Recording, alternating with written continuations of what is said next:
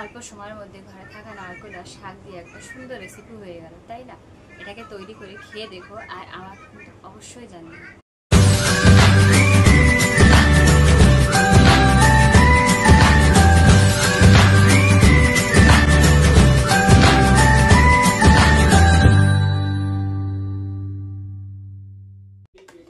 জয়গুরু, আমি মামনের কিচেনে তোমাদের সবাইকে স্বাগত জানাই।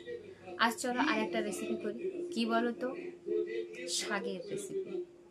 শাকের রেসিপি বলতে শাক ভাজাই করব, সেটা একটু অন্যভাবে। চলো তোমাদেরকে দেখাই। শাক ভাজার জন্য শাকটাকে আগে পরিষ্কার করে নেব। পরিষ্কার করে তারপরে আর বাদ বাকিটা তোমাদেরকে দেখাবো। চলো আগে পরিষ্কার করে নিই। কচি কচিটুকুই নেব, যতটুকু শক্ত মনে হবে ততটুকু নেব না। পোকা পাতাটা ফেলে দেব।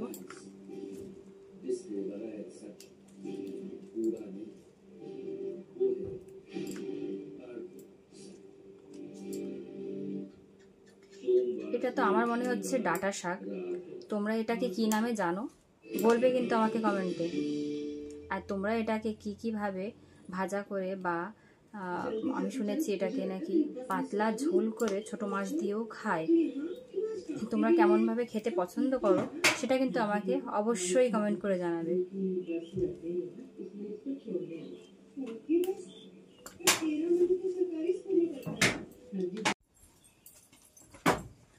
শাকটা পরিষ্কার করা হয়ে গেছে, এখন রসুনটাকে ছুলে নিচ্ছি, তারপরে আসছি তোমাদের সামনে।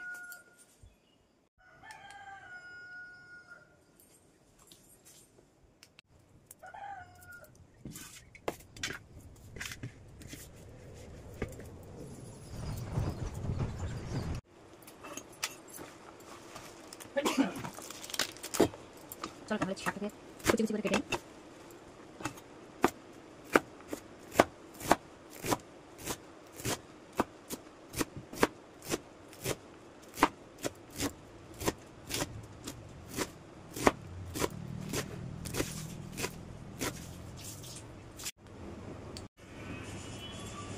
পেঁয়াজটাকেও কুচি কুচি করে নিই।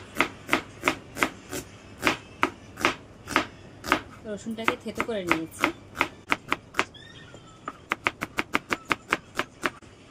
সব রেডি করে তারপরে সামনে আসছি।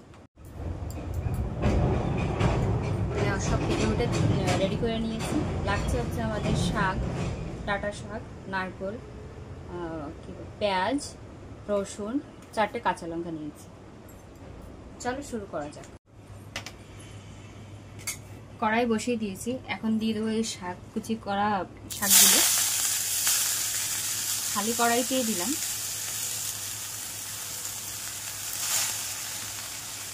শাকের জলটাকে একটু মেরে নেবো আগে।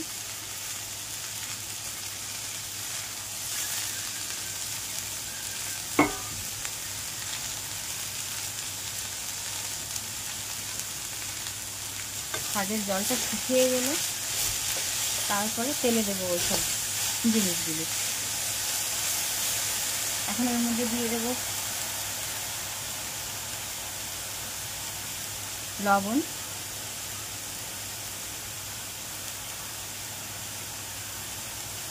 স্বাদ অনুযায়ী,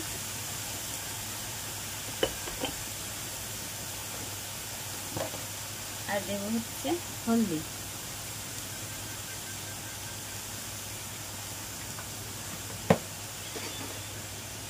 শাকের যে জলটা ছাড়ে সেটাকে শুকিয়ে আসলে তারপরে নামিয়ে নেব।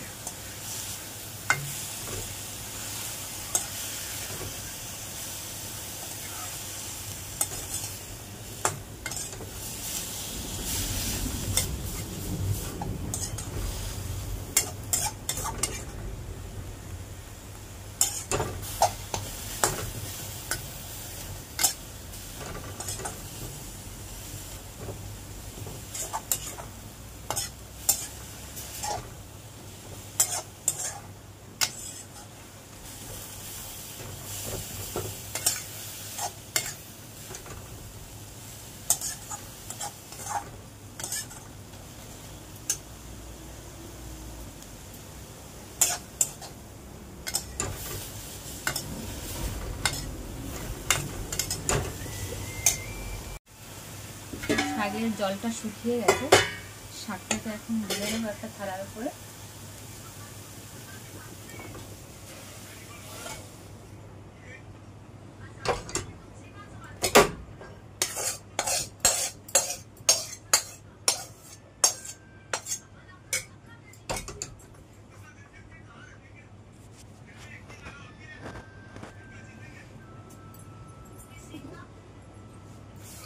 কড়াইটা একটু ধুয়ে নিই, না হলে পুড়ে যাবে।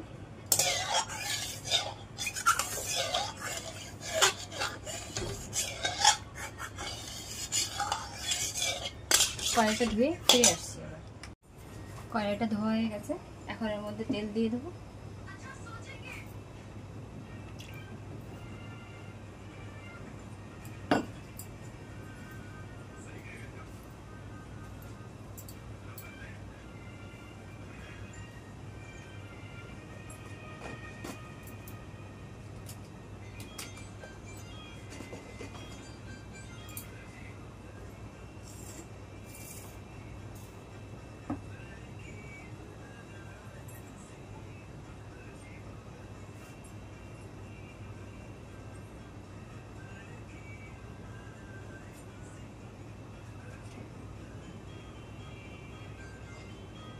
তেলটা গরম হয়ে গেছে, এখন ওর মধ্যে দিয়ে দেবো কাঁচা লঙ্কা আর রসুনগুলো থেতো করে নিয়েছি।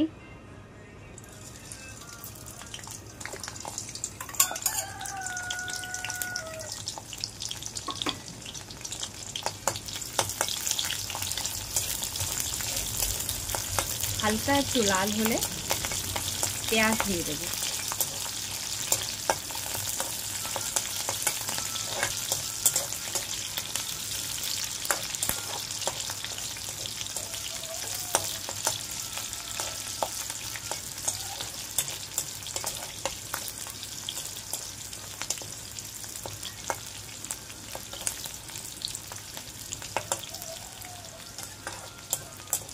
একটু হালকা লাল হয়ে গেছে, এখন এর মধ্যে কুচি করা পেঁয়াজ দিয়ে দিচ্ছি।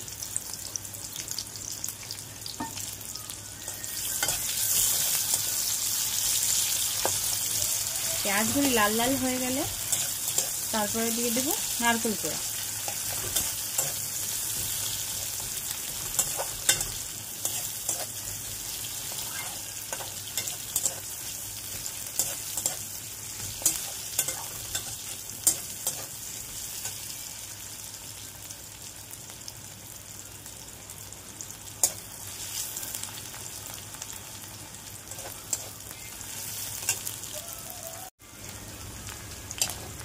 পেঁয়াজটা আর রসুনটা লাল লাল হয়ে গেছে ভাজা, এখন ওর মধ্যে দিয়ে দেবো নারকেল কোড়া।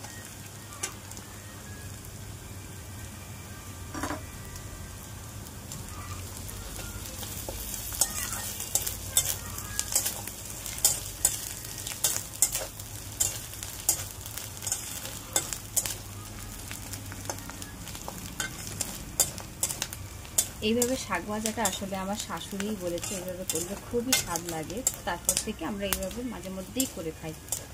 তোমরা কিন্তু এইভাবে করে খেয়ে দেখো কেমন লাগে, আর আমাকে কমেন্ট করো যে কেমন খেয়েছো শাক ভাজাটা।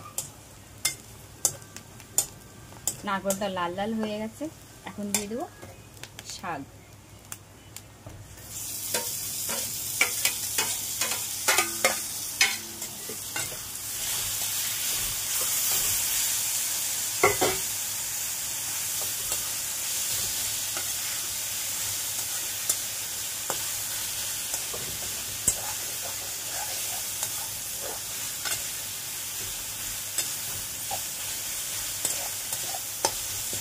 শাকটাকে তত সময় ভাজতে হবে যত সময় শাকের থেকে তেল না ছাড়বে, না হলে কিন্তু স্বাদ আসে না।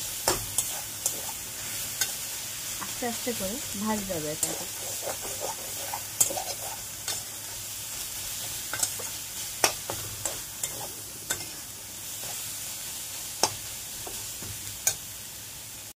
আচ্ছা শোনো, তোমাদের শাক ভাজা হতে হতে আর একটা খবর দিই। খবরটা হলো, আমি একটা ব্লগ চ্যানেল শুরু করছি। তোমাদের যদি আমাকে ডিটেলসে জানতে হয় আমার সারাদিনটা কীভাবে কাটে না কাটে, কি করি না করি, তাহলে ব্লগ চ্যানেলটা তোমাদের ফলো করতে হবে। তাহলে ব্লগ চ্যানেলের লিঙ্কটা আমি তোমাদেরকে দিয়ে দেবো। শাকটা মোটামুটি হয়ে এসছে।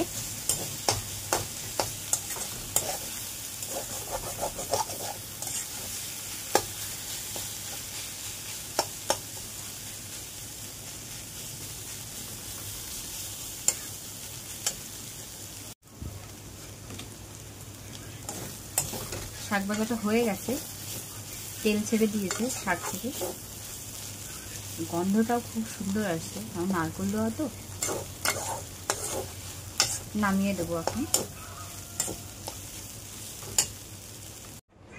অল্প সময়ের মধ্যে ঘরে থাকা নারকেল আর শাক দিয়ে একটা সুন্দর রেসিপি হয়ে গেল, তাই না?